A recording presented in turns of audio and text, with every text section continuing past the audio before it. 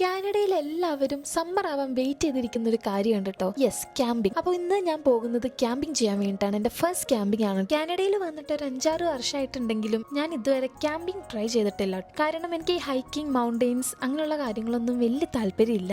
എനിക്ക് അതിലും ഇഷ്ടം ഒരു ബീച്ച് റിസോർട്ടിലൊക്കെ പോയിട്ട് ഒരു സ്റ്റെക്കേഷൻ ചെയ്യണതൊക്കെയാണ്. ഈ വർഷം ഒരു ക്യാമ്പിങ്ങോടെ എക്സ്പീരിയൻസ് ചെയ്യാമെന്ന് ഞാൻ വിചാരിച്ചു. പിന്നെ അനീഷിനും ഇത് ഭയങ്കര ഇഷ്ടമുള്ള ഒരു ആക്ടിവിറ്റിയാണ്. അപ്പോൾ നമ്മൾ പോയത് ബ്ലൂ മൗണ്ടെയിൻ ഉള്ള ഒരു ക്യാമ്പിംഗ് സൈറ്റിലോട്ടാണ്. നമ്മുടെ ഫ്രണ്ട്സ് ഒക്കെ ഉണ്ടായിരുന്നു. എല്ലാവരും കൂടി ആദ്യം തന്നെ ടെന്റ് ഒക്കെ എല്ലാവരുടെയും സെറ്റ് ആക്കി. അപ്പൊ അത് കഴിഞ്ഞിട്ട് തൊട്ടടുത്തായിട്ട് ബീച്ച് ഉണ്ടായിരുന്നു. നമ്മൾ പോയത് ഒരു സൺസെറ്റ് ടൈമിലാണ് കേട്ടോ. അപ്പൊ ബീച്ച് കാണാൻ വേണ്ടിയിട്ട് അടിപൊളിയായിരുന്നു. അപ്പോൾ ആ വ്യൂ ഒക്കെ കണ്ട് കുറച്ചു നേരം നമ്മൾ അവിടെ നിന്ന് ചില്ല് ചെയ്ത് കഴിഞ്ഞിട്ട് പിന്നെ നമ്മൾ ക്യാമ്പ് ഫയർ ഒക്കെ സെറ്റാക്കി നമ്മളൊരു ചെറിയ ചായ ഒക്കെ ഉണ്ടാക്കി. ഞാൻ വീട്ടിൽ നിന്ന് പബ്സ് ഒക്കെ ഉണ്ടാക്കിക്കൊണ്ട് വന്നിട്ടുണ്ടായിരുന്നു കേട്ടോ.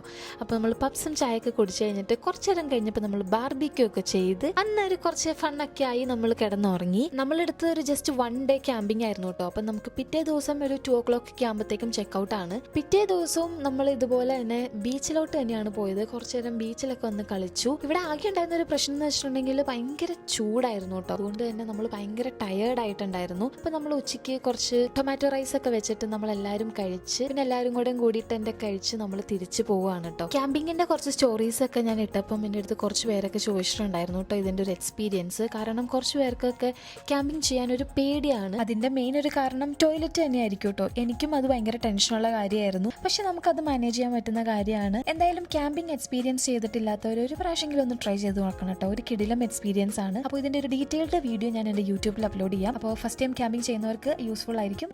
അപ്പോൾ ബൈ.